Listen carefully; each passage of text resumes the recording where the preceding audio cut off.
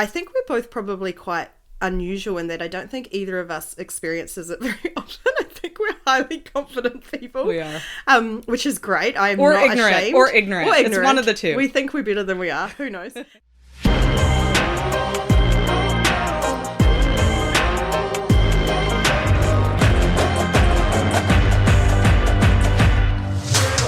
Welcome to Power Up, a podcast full of insights for women that lead. Hosted by Nat and Kristen from Powrsuit, we're on a mission to amplify your impact as a leader. Join us each week and we'll share with you what's shaping our future from AI to Gen Z. Don't forget to hit subscribe so you don't miss any episodes. Hello, hello, hello, everyone. It's a beautiful day here in Wellington. We're recording this podcast inside, away from the sun. But there is no better day, we think, than to talk about fraud. When we say fraud, we're not talking about the fun kind of fraud, the fraud that Leonardo DiCaprio got to do in Catch Me If You Can, or Anna Delvey in Inventing Anna. We're talking about the dumb kind of fraud. The feeling of being a fraud. It's probably a feeling a lot of us know, we're pretty sure. The feeling of imposter syndrome. Kristen, have you ever experienced imposter syndrome? I have, I think, once. Only once. And so I feel as though I don't relate to everyone who says they feel it all the time. We'll get to that.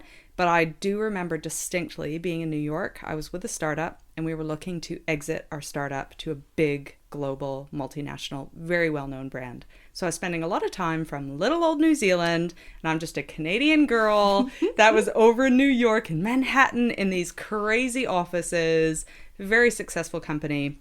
And we were trying to do this deal. And I remember sitting in a room. Now, this is a group of people that I would say, sorry if this is rude, but born with a silver spoon in their mouth. These are people that have been to the right schools. I mean, really fancy type of schools. They've been to Ivy colleges. And I think as a Canadian, we have this inferiority complex where we're like, they're so much better than us. And so it could be a Canadian thing. However, here I am, this little Kiwi now, sitting in these offices and all these people who are really smart and say the right things and wear the right clothing. And they're all from Ivy League schools and they're running this multinational business. And here I am trying to get this company that I was running to be sold into this environment. And initially I was like, I don't belong here. And there was absolutely these feelings of I'm a fraud and I don't belong in this room. And so I think we will chat a lot more about that. But I felt like an imposter. Thankfully, I worked through it and happy to share about how I did that later and came out the other end. But I definitely remember that feeling of going, I actually don't belong in this world. It's not for me. That's really interesting because you probably didn't belong in that world. No, I didn't. This is not, I was born with, raised by a single mum. We were very frugal growing up. We had a very simple upbringing. I scraped by through to a university, had to get loans to do it, came out with student loans on the other end of university while people were going to all these fancy schools. And I just was the local school. And so that was a world that I felt very much not a part of. And almost not jealous of, but it's always so intriguing seeing how the other half live, isn't it? And then also to suddenly find yourself plonked in there. I imagine because when we talk about imposter syndrome, it's definitely something that they call an affliction of the highly successful. And I suspect your example perfectly encapsulates it of you suddenly find yourself in a world that you don't think you belong in. And I was at the Ed Sheeran concert a while ago and it struck me because he's like rocking around on stage with his guitar and his like jeans and t-shirt. And it just struck me at one point, this is this dude from this small town somewhere in England, right? Yeah. And he's suddenly performing to stadiums around the world. That just must be the weirdest feeling. He must be hit. Yeah, every once in a while, you must just go, what the actual? Yeah. What has happened here? How Someone's have I even? wake up one day and tap me on the shoulder and go, this was a fun dream. Yeah. Time to wake Eddie, up now. off you go. Yeah. Off you go back home. Yeah, absolutely.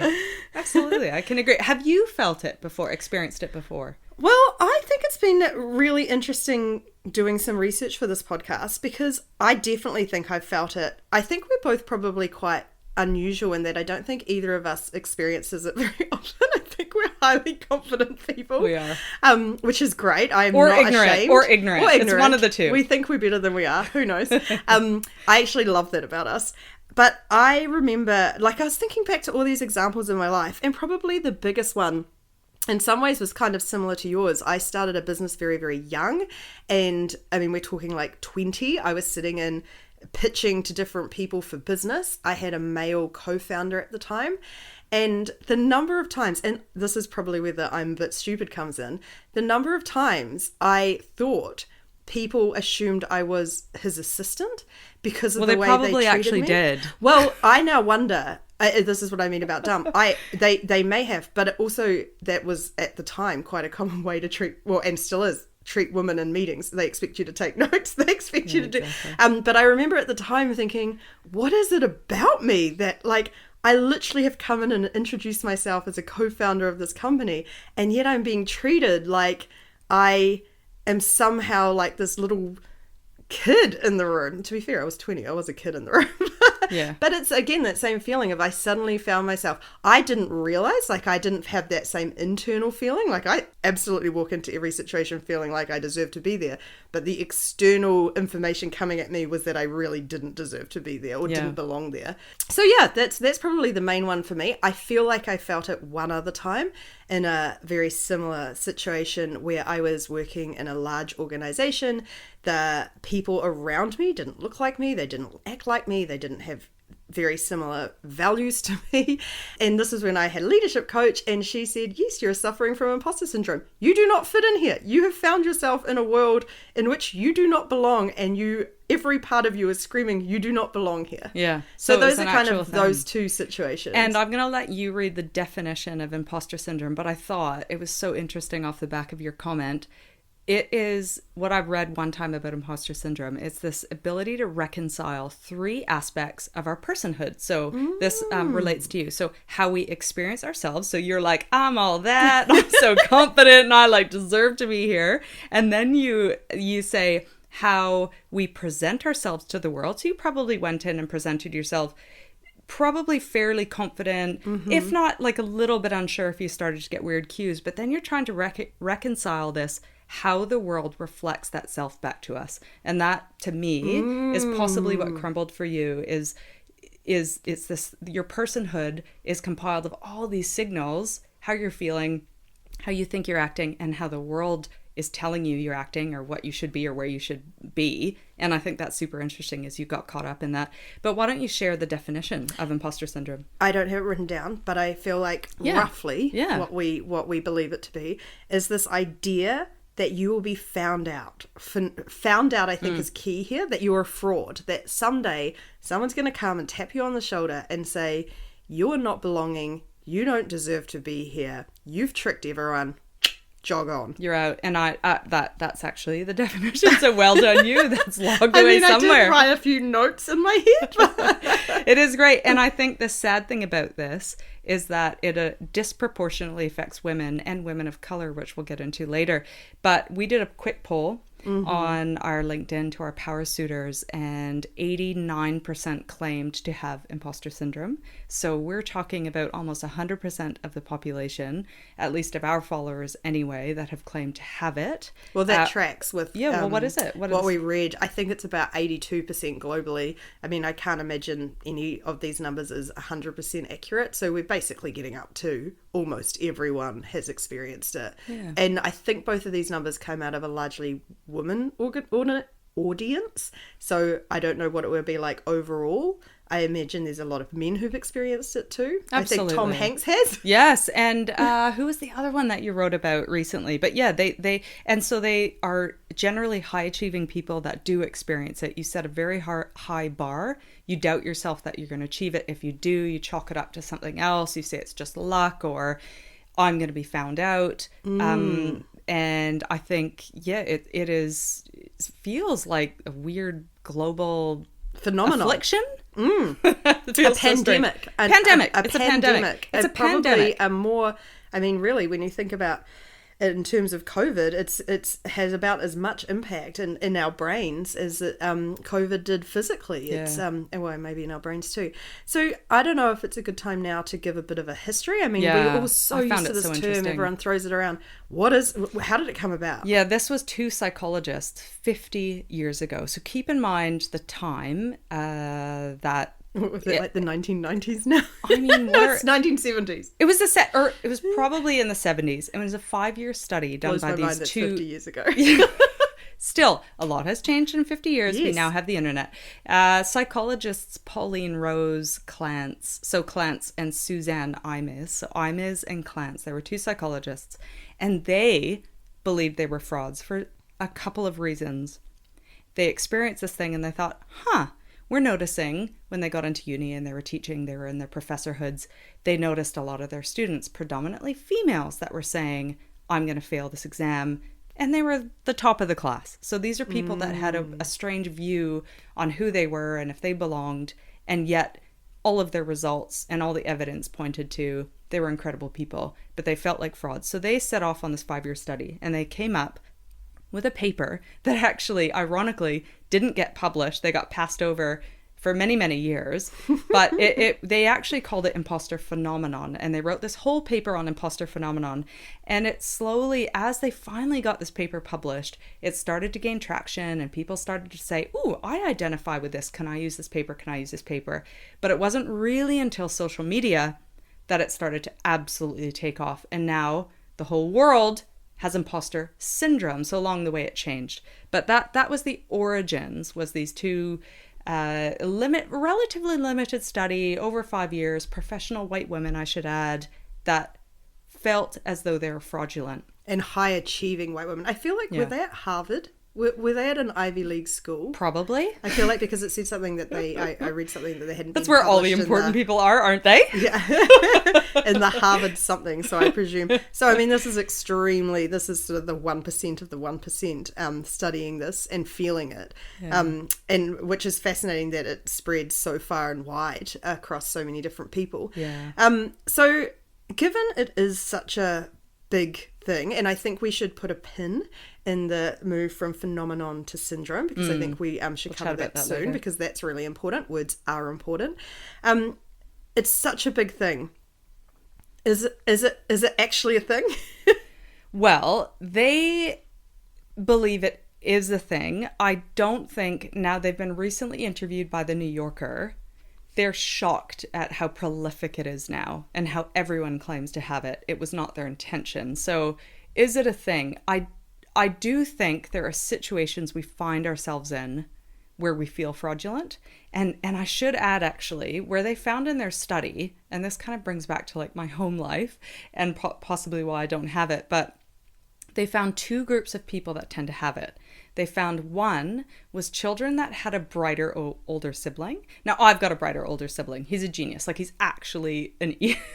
that's what your parents have told you your whole life. No, he won math. He won, like, the Canadian Math Olympiad. Like, he is a all full scholarship, blah, blah, blah, blah, blah. So really smart. But I was probably deluded in my smarts, and I did just fine.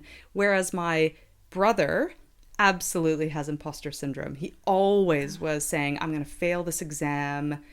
Don't get your hopes up about me. And they have found a correlation between people that experience feeling fraudulent in life, or as they're not going to succeed, having really successful siblings. So that's that one. Makes a lot of sense. And the second one is when your parents go on and on and on about how incredible you are, and then that's that personhood. You've built up this sense of, oh my goodness, I'm this incredible person, and I walk out. But the world tells you different signals. You fail this test, you don't pass this bar exam, you don't get the job. The world is saying that's really bad work. And so all of a sudden you have this disconnect of, hang on a sec, I've been told my whole life how amazing I am, and the world is not telling me. And so they have kind of found these really two interesting reasons of people who claim to have it. So is it a thing? I mean, I think it's a thing, but I don't like what it's become. Do you think those two reasons, it feels like there might be a third, because one of them is you've been compared your whole life and found yourself to fall short. Yes. You've got a very intellectually superior sibling. But the second one is almost you've been told you're so amazing and the world doesn't reflect that. Would the third one be your parents have also maybe not told you they're amazing that much? Like, I just think a lot because obviously relationships with mothers and daughters can be kind of complicated. I saw a really funny thing on TikTok the other day about a mother to her son being like, you're so amazing, everything's about you so great, come back here, let me give you another kiss. And then how she'd interact with her daughter, and it's like, should you really be wearing that? Honestly, and I feel like we've all experienced that. Women, it's like you've got this thing you can build, and I've got a daughter, and it's like she's gonna go. There's so much pressure on women to go out and be amazing. I just wonder if there is that third thing of maybe, and the reason I say that is I came from an incredibly supportive household, but my parents didn't, I don't know, like, I don't think they necessarily thought about it that much, or maybe they just assumed we'd all be fine at school. I don't think they particularly cared about us being the top of the class or anything. So I didn't get any feedback at home about intelligence. And that's the other example I thought I had about imposter syndrome, but I don't know if it was. I think it might have just been confidence that when I first, your first time you go to an exam at school is when you're 15. And I thought I was dumb. I didn't think I was going to pass because I'd never had any feedback really about my intelligence. And then of course the marks came back. I did great all the way through school. By the end of school, I'd convinced myself I was a teacher's pet. Teachers loved me. They all knew me. Of course they were going to give me great marks. But didn't you find your records a couple of weeks ago? They didn't. Spoiler alert. They did not love me nearly as much as I thought. I feel like we're talking about delusion here. And when we talk about Anna Delvey and Catch Me If You Can, maybe we'll get into actual imposters later.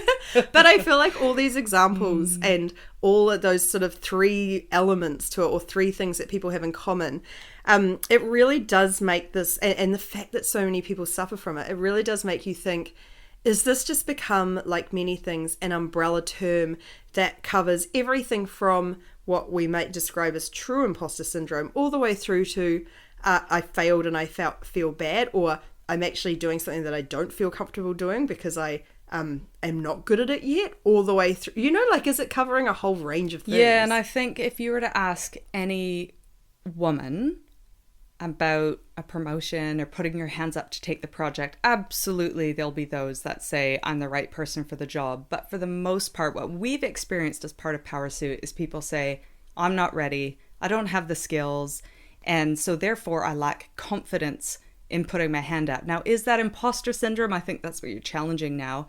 I don't think so. I think that is, you're wavering in your abilities. You possibly are not feeling as confident as you should be because there's no evidence.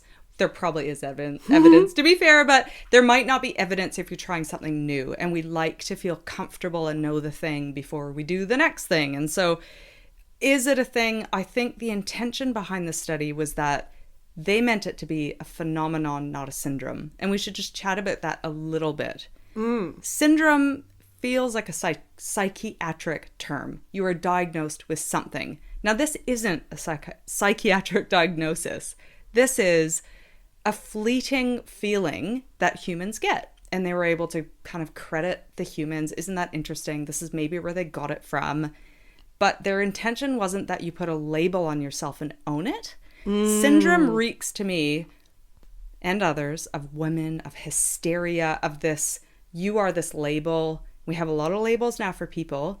Is syndrome the label we need to get rid of? Because their intention was phenomenon. This is a normal human thing that we all feel, and possibly fleeting. Is far more open. Yeah. This could be a perfectly rational response to a whole bunch of external factors, yes, rather than a flaw in my brain or who I am. And I think that switch, I wonder how it got switched. It makes you wonder, did it, because my understanding, I feel like someone wrote a book, and if you were to Google it right now, 5 million, if you were to Google imposter syndrome, 5 million hits come back, of which it's $1 billion self-help industry. So at some point someone came out, said, this is a syndrome, this is a thing that, is a label, and we're going to help you fix it. I love that. That's very much the classic, how do we weaponize things about women back at them and get them to spend money. I think the beauty industry is another example of how do we convince women that they need to live up to these unrealistic beauty standards and then make an industry out of selling them stuff. I mean, you see it all over the show. And it would be really interesting to trace back to when it changed from this idea of this is a phenomenon that seems to have happened. There's no causation there. We don't know why it's happened. We think there's some ingredients in common. The idea of coming from a household with a smart sibling, or a household where, or a situation where this social, your innate belief about yourself and society don't necessarily reflect the same thing. How did that get turned into something that became, you now have a problem? That's such a fascinating switch that has somewhere along the line happened, and now has led to all of us internalizing this idea that I have this massive thing that stops me from being able to believe in myself in different situations. I also, when I was looking into this, feel like on top of the two things around smart sibling parents, is there are two other it's always the parents' fault. It's always I told my mum that. I'm like, you're at fault here somewhere. They actually can't do right. Like, I genuinely think you either tell your children they're so great and then the world tells you otherwise, or you don't tell them they're great and they believe they're not great. I mean, like, you've got those two options. Both of them are terrible. The other two things that I think are key ingredients for it to be genuine imposter syndrome that seems to differentiate it from just your classic everyday run-of-the-mill self-confidence issues that women suffer from is recognition. The third thing feels like recognition. You need to be in a place or a situation where you don't feel like you belong. And I think for you, in your example, you are in amongst these incredibly, the 1% of the 1%, these incredibly polished, refined people who have silver spoons everywhere. For a lot of other people, I mean, for the two women who created the study, they are at Harvard or some other elite university thinking, how did I end up here? Tom Hanks is like, how did I become the biggest celebrity in the world and known as the world's nicest man? Lovely guy. So that feels like a really key ingredient. And the reason I think it's important to pull that out is that a lot of women and a lot of women in minorities actually don't suffer from imposter syndrome because they never get the recognition, or they're always they're underestimated. They're underestimated, absolutely. But so when they hear all these white women, and this was a fantastic article by Harvard Business Review, which is amazing. Nat, you have to find the authors of that and call them out on this podcast, because I've written them somewhere. But I think I have it. Do you have them? I think it's Ruchika. Yes. And Jodie Ann. Ruchika Tulls Cheyenne, I believe, my great. Terrible Kiwi accent, yes. And Jodie Ann Burry. So now they've called out, they've called out imposter syndrome, and they are women of color in America, and they have gone, what are you white people all on about? Because the world is built for you, and how you feel that you don't belong in it is crazy to us. So talk about the real imposters. They are saying, you know, we should be the real imposters here, but we don't have this syndrome or don't feel this because we know we don't belong. We know the system's actually broken. Yeah. And so we set the expectation that if we even get to the table, that's an absolute win. And so it was such an interesting article saying, stop telling women they have imposter syndrome. Check it out. I really like that it's sort of that old adage about a murderer with two children and one of them became a murderer. Did you say a murderer? Yeah, it is, because two children of the murderer, one became a murderer saying, of course I did, look at my parent. And the other one became like a human rights activist and said, of course I did, look at my parent. And I feel like when you think about imposter syndrome and the structures that have created this idea that we don't exist, because it probably is largely structures, some women react by going, oh my goodness, I'm at fault. I'm an imposter. Other women go, nah, I fought hard to get here. That's right. I deserve to be here more than anyone. That's right. Don't you throw that back at me as like I'm an imposter, because I know I am, and I've worked really hard to overcome it. And I think that is an extremely valid point. And it is interesting, that idea of the world is built for us, because I would push back slightly on that. I think it's more built for us, but I think one of the challenges of imposter syndrome is recognition.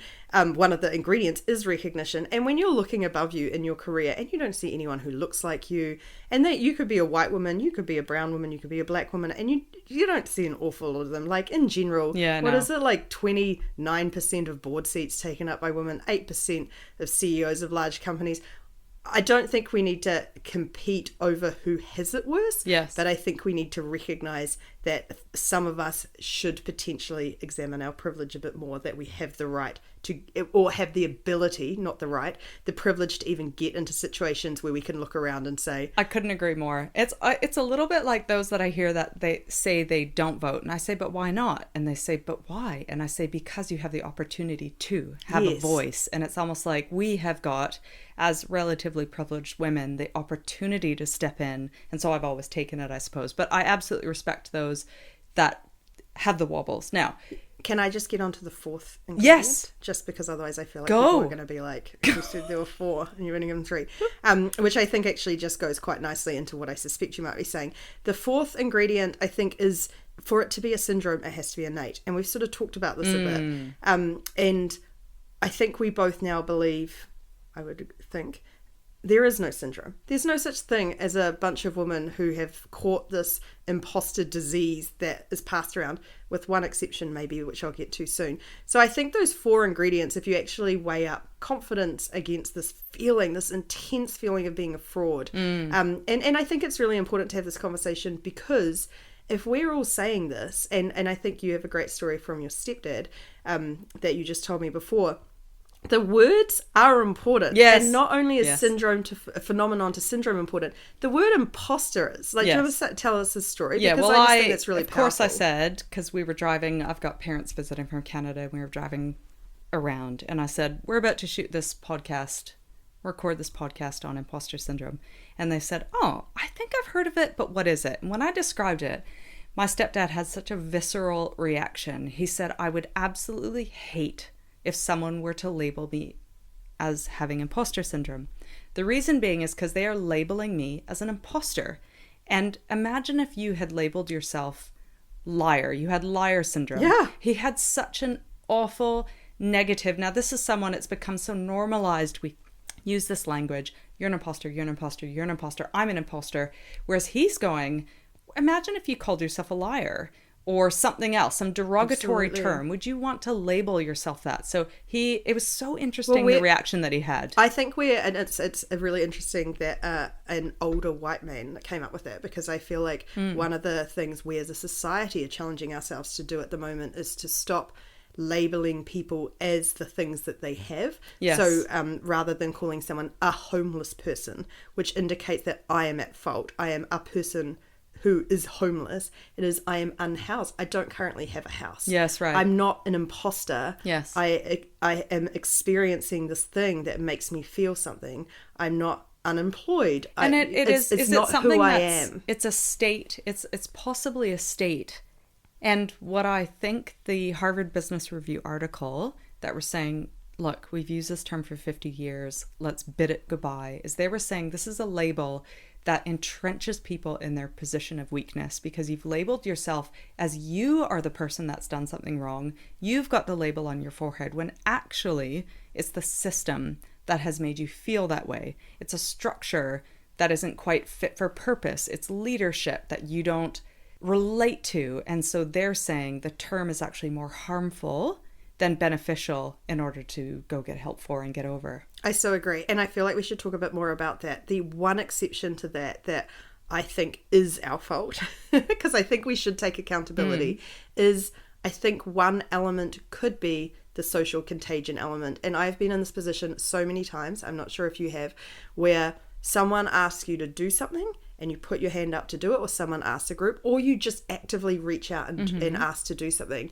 and you are surrounded by women who often say, oh, I couldn't do that, I don't have anything important to share, or who would want to listen to me, or I don't have the skills. That message you're sending to the women who put their hand up is you're arrogant. Like, you are literally saying, by that lack of self-confidence and saying I couldn't do it, is, oh, because you can, you are someone who is pushy or putting yourself forward or backs yourself too much. That's where and that's, to your words, are really important. We've talked about imposter and syndrome, and I think your thinking is that then women that do are seen as aggressive. You know, we are described, Nat, as passionate or intense. I've heard Intense. Kristen is really intense. And that was not in a positive sense. No, that it was never is. very negative. I love the word, Yeah. but it's never said to us Whereas like that. a male would be charismatic, or they'd be a leader, ambitious, whatever. And that's okay. You can't be ambitious as a woman. But I agree with you. But I just wonder if they've been so beaten down in a Absolutely. structure that's has not supported them. Absolutely, but I feel like the contagion part comes from when you're in a group of people saying, I couldn't do that, why would anyone want to listen to me? You are far less likely to go, oh, they definitely want to listen to me. I'm great. True. And so it's much easier to go, oh, actually, maybe no one wants to listen to me either. Right. So we all need to climb out. Yeah, so I think we all need to climb out. But also, I mean, I think, again, words are important. The other way to be like, how do you get the confidence to do that? I'd love to learn off you. What could I... It's changing to our language to sort of that thing we talk about a lot. When you are lacking in confidence, you become inherently selfish. Your world focuses around you and how you're presented and how you come across, rather than outward to how do I learn and what can you offer me and what can I offer you. Yes. And so when you're in a situation where another woman puts their hand up or does something that's really bold or courageous, be careful about what you say in response, because the underconfident words coming out is I can't, which does put an impact on someone else. The better words to come out is that's so amazing. How did you get to the point you could do rather that? than feel Celebrate people who threatened. don't feel these things. I think what you're saying is just landing with me now, because there is a very small percentage who claim not to have it, and they are almost apologetic as a Yes. result. So I hear that. And I don't feel it either. I don't feel apologetic. But you know, it's so interesting. Look to the other spectrum of people who are actually genuinely don't have it. We're talking Elizabeth Holmes. And we are obsessed with these people that genuinely, to be fair, they're imposters, they're cons. And so they you actually think do have imposter they syndrome. actually are imposters. And we're chatting, you said Finding Anna? Is that the name I of think it? it's Inventing Anna. Inventing Anna. That was amazing. And then Elizabeth Holmes. And they live in these parallel universes where they genuinely believe their hype. They Yes. genuinely believe. And we are fascinated by these people these women, that actually believe their hype, and they're cons. Yes, but actually, I think we should dig in for the last part of this is, if we do believe that imposter phenomenon is an experience you have as a result of numerous things that happen that make you feel truly like you are an imposter or that you are a fraud, let's talk a little bit about why we're in that position and the structural things that leave us here, and sort of challenge this notion of, should we, after listening to this podcast, all make a concerted effort to maybe not label it as imposter syndrome, and maybe think of a new term around, I am the first to do something, or I am lacking in role models that look like me, or whatever it is. Because to me, you can't be what you can't see. And I think that's probably the reason why so many minorities and women feel it a lot more, is when you're using one of the ingredients, you're highly successful, you're in these crazy environments. If you're alone in that environment and you haven't got any role models to see, of course you're more likely to see yourself as that. That is not something that you, I, or anyone feeling like an imposter can solve on their own. No, I agree. As for the systemic issues, we're chatting about often worlds that aren't perfectly built for us. But at Powrsuit, we are coming at it from an angle of, this is going to be a really hard world to dismantle, and we want to engage with it. So we've got a bunch of women that we want, that are Powrsuiters, that we want on this movement with us. And our belief is that we believe we can dismantle it from the inside out. So we don't want women burning out. We want to equip them with the tools where they can step forward and put their hands up and everything and dismantle the system. But to the systemic issues, they're there. I don't know how to solve all of them, but I know that there's gaslighting. I know there's microaggression. I know there's bullying. And every time that happens, the spotlight turns to you and you say, is there something wrong with me? So I know that's out there. How we solve it, I'm not sure. Is that we equip women with so much of a shield, so much of a community, so much of a support group where they go, no, that's just gaslighting. And I mean, I don't know the answer, but it's certainly what we're Yeah, and I think we this should path. talk about a few more of the the actual social things that lead to this. So gaslighting, just for anyone who's not aware, and actually I talked to someone a while ago who didn't know what it was. Yeah. And I think the definition you gave before of that you're in this situation and the cues coming back to you Yes. are different from what you believe, I think there's a really great definition of gaslighting. Yeah. So it's basically when someone tells you that what you know to be true is not true. So in this case, you have earned your right to a seat at the table. You are equally as capable, if not more so, than the other people at the table, and yet all the cues coming back to you are that you're not. Yeah. That would be a form of gaslighting. That is someone and telling then you you start, what you know and to then be you true isn't. genuinely start to doubt your reality. And so course. it could be that it leads to imposter syndrome. You feel like, gosh, I'm really, not meant to be here, but certainly erodes confidence. Absolutely. Yes. So being aware of that, actually having that in your tool belt of if you feel like you deserve to be there, if you've got good reason to believe you are, and you're getting external cues that you're not, just be aware that that is actually a form, well, it's actually a form of abuse, but it's a form in its most extreme, but in a workplace and around you, that is something that could be impacting your confidence and this feeling of imposter syndrome. Yeah. The second thing that I think structurally is something that, and to what you were saying before about Powrsuit, is this billion-dollar industry that's sprung up around imposter syndrome. I would suggest that most of it's focused around building women's confidence, and I say that in quotation marks. Scrap that. Like if it's a social reason, if it's social structures, social biases that lead us to believe we don't deserve to be there, then teaching women to be more confident in a system that's not working for them is not going to solve the problem. It's just going to take money out of their pockets even more. So I feel like one of the reasons why we started Powrsuit is absolutely equipping women to understand and see these structures and be better equipped to deal with them, but also to really raise awareness and conversations around these are the structures we live in. And anytime someone pretends it's a women's confidence issue, we need to all be comfortable saying, is it though? Yeah. Or is it actually a system that I don't belong in? This system wasn't designed for us. Has worn us down. I was speaking to this, and I don't want to call it imposter syndrome, because what we've established here is there is a catch-all. And anytime we tend to have confidence or we're feeling a bit down, we might label ourselves with that. So we need to be really careful. But I did speak to an incredible woman CEO yesterday who is going through a capital raise, and there's some issues with it. So she's gone back to investors and is being gaslit and is being told messages that she is the problem, or she is greedy, or she is this and that.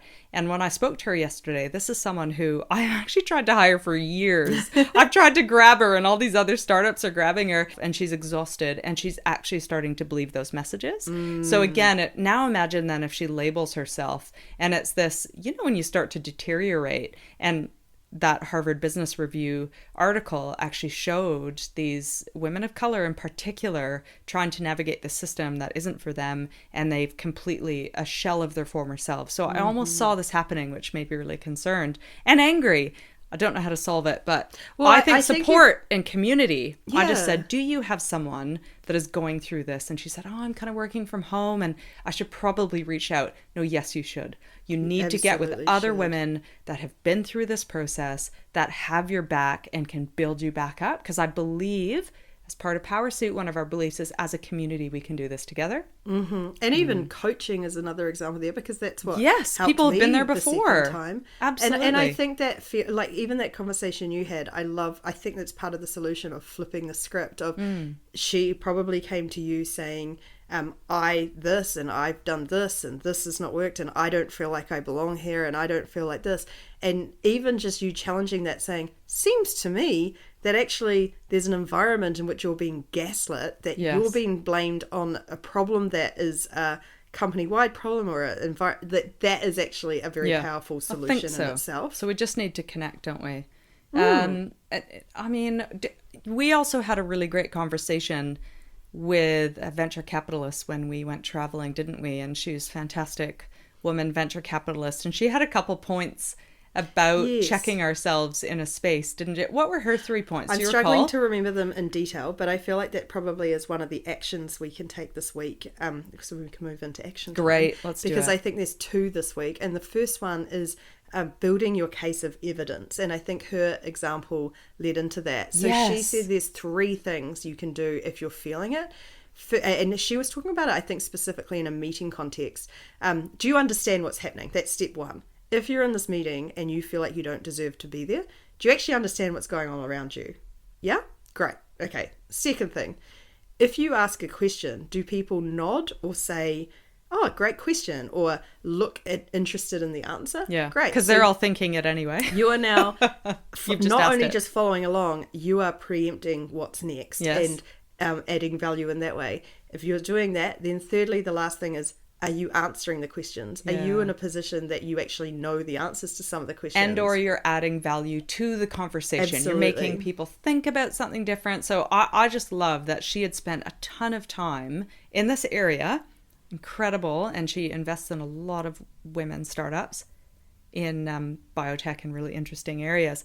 But it was so interesting that she said, here's some hard evidence that you can quickly get over feeling like an imposter in a space if you know what's going on and you're engaging.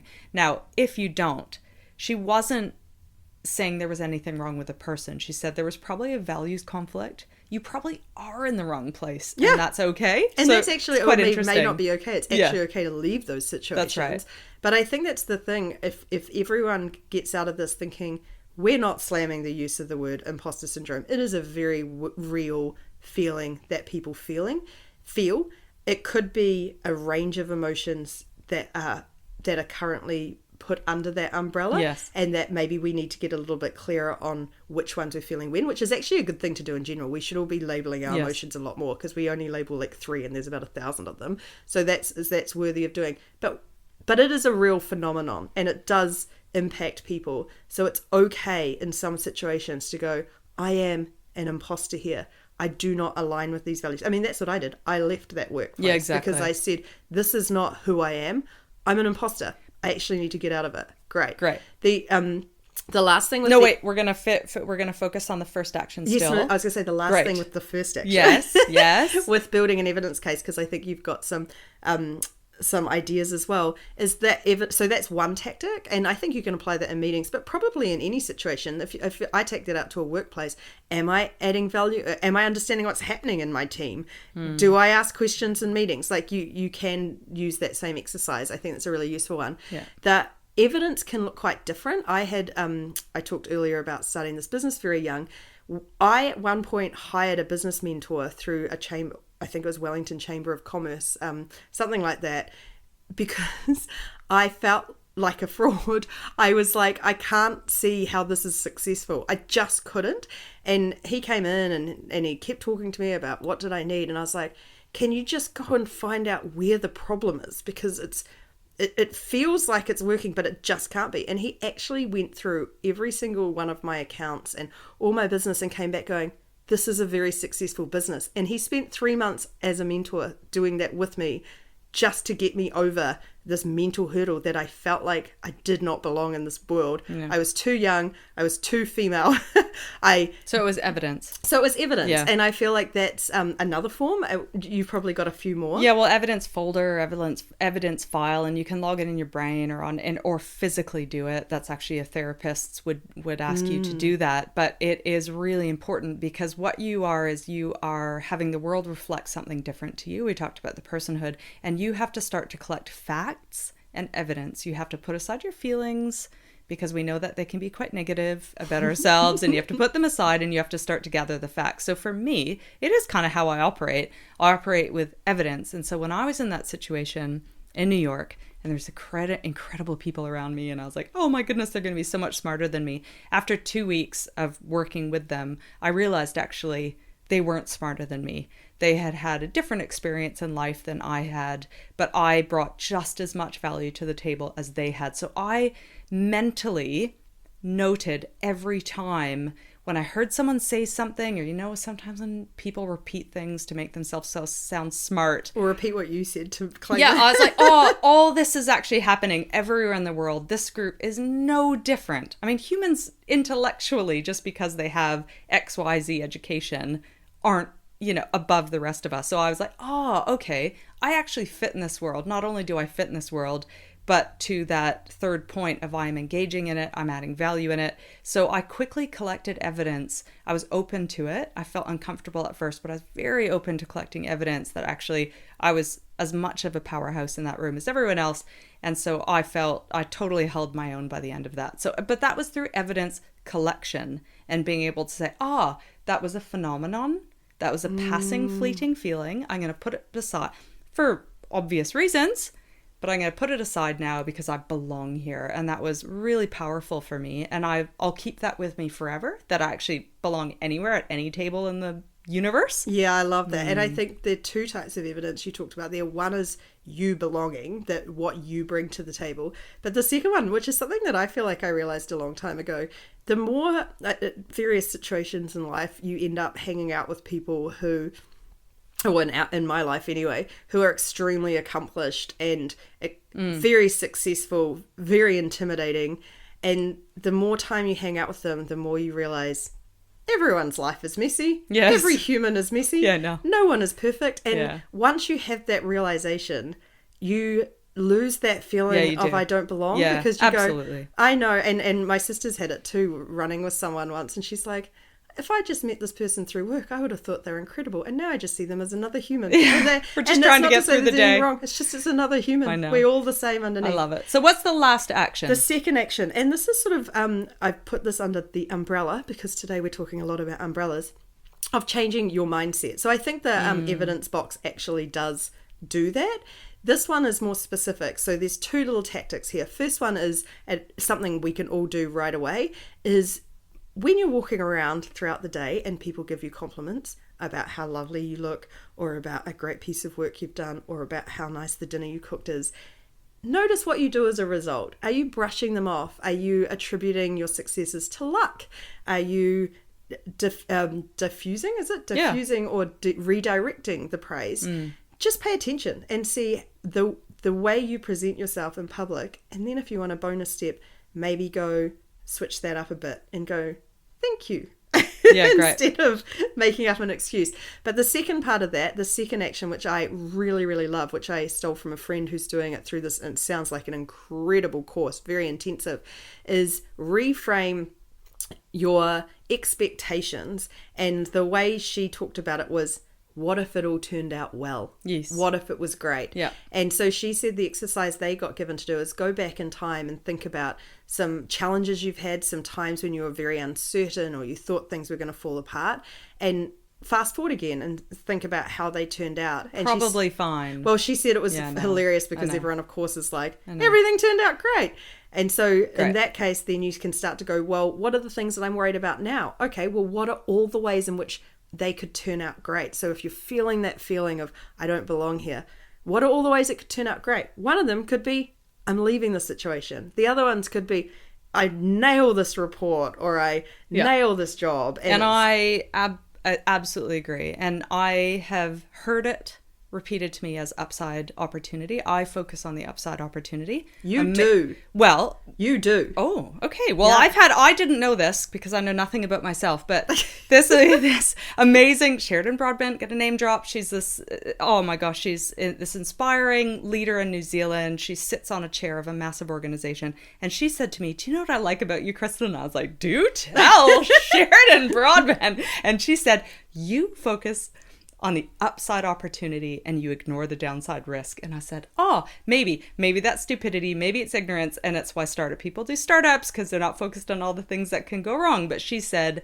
it's what I like about you. And so I folded this into one of my talks that I do give, is focus on the upside opportunity. Think about how incredible it could be should it go. That's so funny, because you've always played that role in my life too. I feel like even when we started Powrsuit, who knew? You were like, why not us? And I was like, I've got about 100 million reasons why not. But I actually tried to do it. I applied to talk at an event the other day, and my brain, I noticed, because we're talking about imposter syndrome, immediately went to, they're never going to pick me.